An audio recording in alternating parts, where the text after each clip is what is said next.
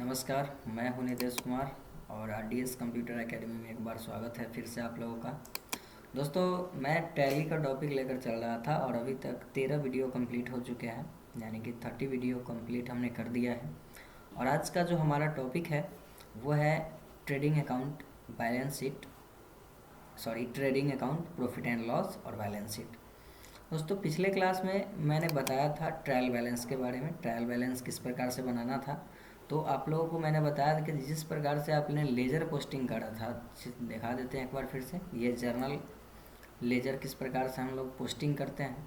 तो जो भी ट्रांजैक्शन हुआ था कैश के साथ, वो मैंने डेबिट साइड, एक तरफ डेबिट साइड और दूसरी तरफ क्रेडिट साइड यहाँ पर लिखते चले गए। डेबिट है तो डेबिट और क्रेडिट हुआ तो क्रेडिट। और जो घटा बढ़ा के जो बैलेंस आया, अगर क्रेडिट बैलेंस आया तो क्रेडिट बैलेंस मैंने लिखा और डेबिट बैलेंस आया तो डेबिट। उसमें इसमें भी मैंने वही काम करा है, डेबिट है तो डेबिट कर दिया है। इस अकाउंट के साथ भी मैंने क्रेडिट साइड है तो क्रेडिट कर दिए थे। और इसी प्रकार से मैंने सभी लेजर का एक एक खाता मैंने अलग किया था। और अलग करने के बाद मैं एक एक करके नोट कराया ट्रायल बैलेंस में। देखेंगे ट्रायल बैलेंस में नोट किस प्रकार से किया गया है। ये था ट्रायल बैलेंस में नोट किया हुआ था। पार्टिकुलर वाइज डेट मैंने नहीं लिखा था, बताया था कि आप लोग लिखेंगे। और मैं आप लोगों से भी आशा करता हूँ कि आप लोग भी अभी तक जर्नल एंट्री, मैं शुरू से बता देता हूँ कि सबसे पहला काम था ट्रांजैक्शन। तो ट्रांजैक्शन तो मैंने पहले ही लिख दिया था। जो भी क्वेश्चन होते हैं वही क्या है, आपका ट्रांजैक्शन है। ट्रांजैक्शन को जर्नलाइज करना, यानी कि जर्नल एंट्री मारना। तो मैंने रूल्स के साथ जर्नल एंट्री मार के सिखाया था।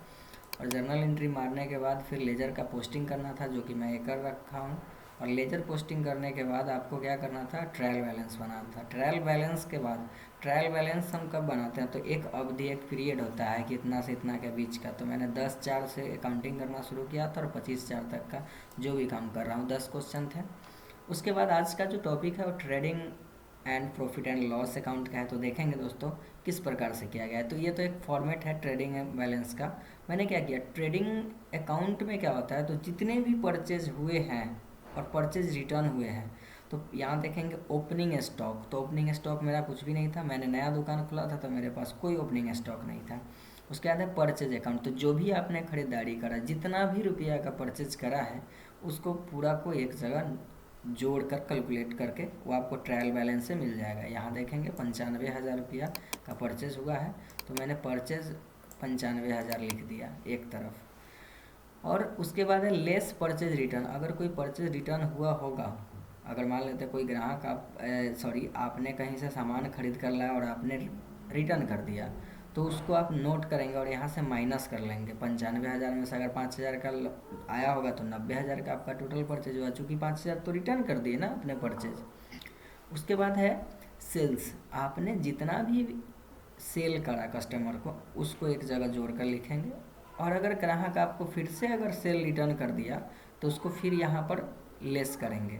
अगर आप सपोज 1 लाख का सेल किया और उसमें से ग्राहक आपको 10,000 का सामान रिटर्न कर दिया, तो आपके पास 1 लाख का सेल किया था और 10,000 का सामान रिटर्न किया, तो 10,000 का सामान तो फिर आपके पास आ गया ना।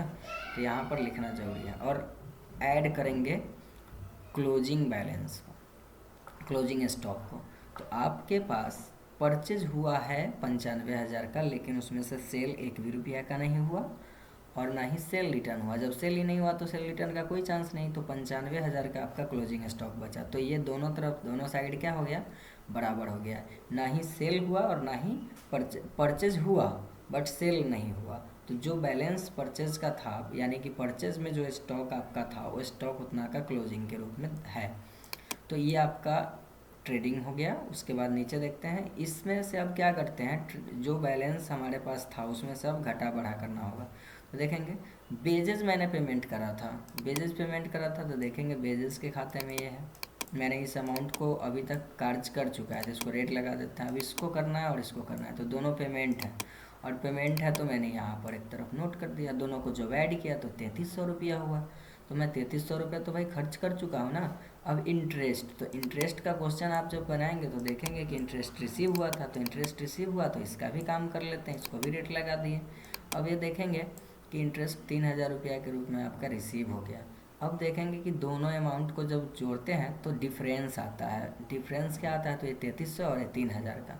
तो यहाँ देखेंगे बाई ग्रॉस लॉस। अब आपके पास क्या हो गया, इंटरेस्ट 3000 रुपया रिसीव किए, तो आपको, और खर्चा आपने कितना कर लिया है 3300 रुपया का।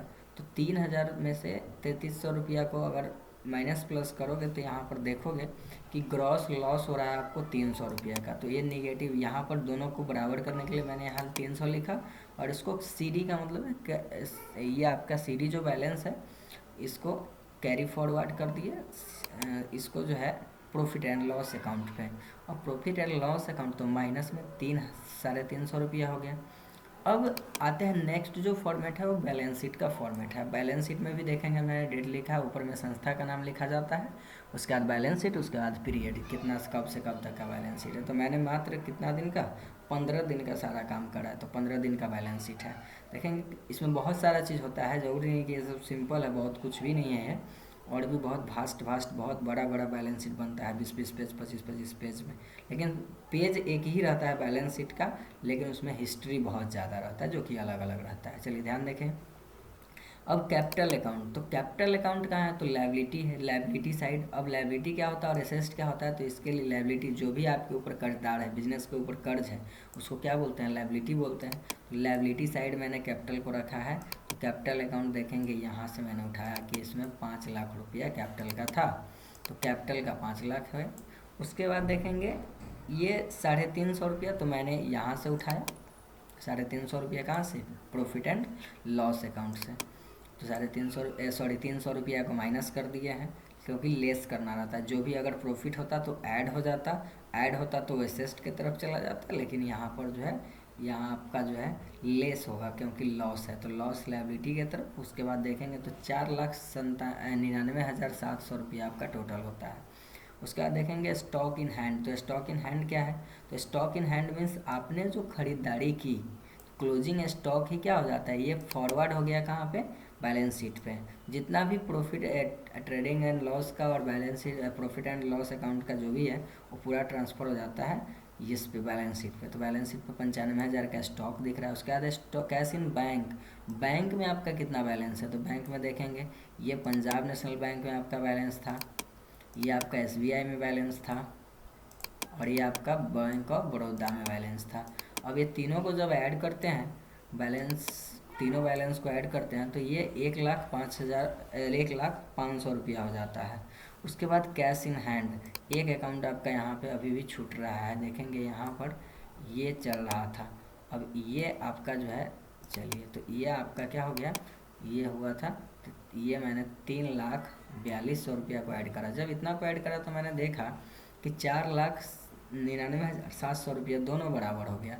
तो हमें पता क्या चला कि भाई 5 लाख रुपया से मैंने बिजनेस करा और 300 रुपया का हमें नुकसान हो गया, तो नुकसान हुआ, तो इतना जो है आपको पता चला 4,99,700 रुपया। दोस्तों आप सोच रहे होंगे कि जब ये तो एकदम नॉर्मल सी बात थी कि भाई मैंने क्या किया था कि 5 लाख से बिजनेस शुरू किया था, यहाँ से भी तो हम समझ सकते थे कि मैंने 5 लाख से बिज़नेस शुरू किया था। अब 5 लाख से बिज़नेस शुरू किया था और उसमें मैंने खर्चा किया था, बाद बाकी तो पैसा मेरा बैंक में था, ये इतना पैसा बैंक में था, ये जो भी बैलेंस दिख रहा है बैंक में था। ये परचेज़ किया मैंने, वो मेरे पास था ही, परचेज़ यानी कि स्टॉक था ही, तो वो आज न कल बेच कर भी हम उतना ले सकते थे, और कैश में था। तो जब इन सभी को जोड़ते हैं, इन सभी को जोड़ें तो मेरे पास 5 लाख, ये सॉरी यहाँ पर समथिंग मिस्टेक रखा है, 5,03,000 का ट्रांजैक्शन हुआ। और जब 5,03,000 का ट्रांजैक्शन हुआ फिर भी मैं 300 रुपया नुकसान में हूँ। जी हाँ बिल्कुल, क्योंकि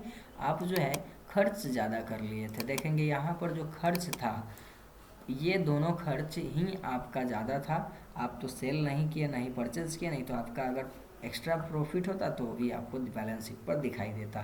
तो ये इंटरेस्ट अकाउंट से 3,000 आया, और आपने यहाँ पर तो इतना सारा प्रोसेस करने के बाद आपको पता चला कि नेट जो लॉस है वो आपका 300 रुपया का नेट लॉस हुआ। तो दोस्तों आपको समझ में आ गया होगा कि ये एक प्रोसेस है अकाउंटिंग करने का, और इस अकाउंटिंग प्रोसेस में आपको पूरा हिस्ट्री किस प्रकार से लिखी जाती है ये समझ में आया आपको।